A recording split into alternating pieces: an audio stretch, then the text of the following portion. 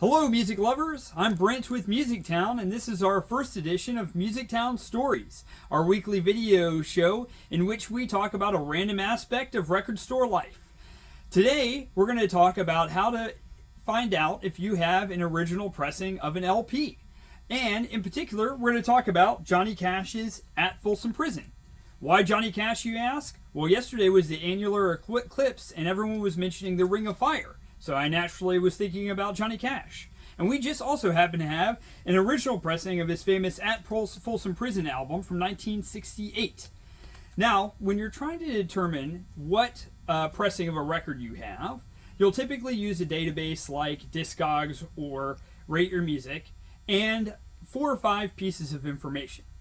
The first piece of information you'll want to look at is the label itself.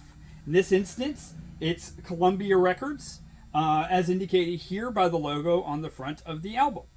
The second piece of information that you'll want to look at is the catalog number. The catalog number is typically on the front of the back of the record and is almost always on the spine itself. Here it is on the spine, as well as on the front of the album.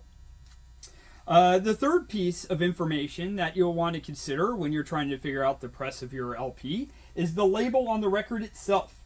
In this instance, it's the Columbia 360 label, as opposed to the famous 6i label or the yellow Columbia label.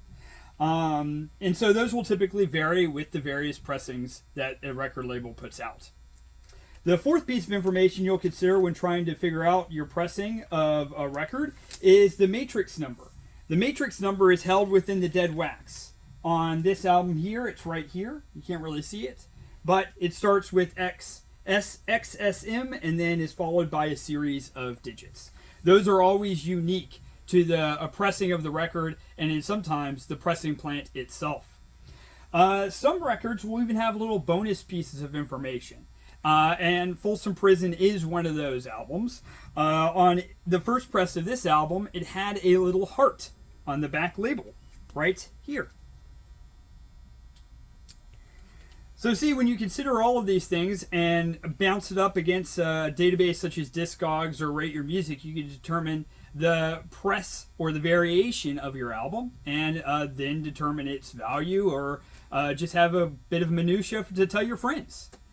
So thanks everyone for joining us. Join us weekly as we talk about other random aspects of Music Town record store life.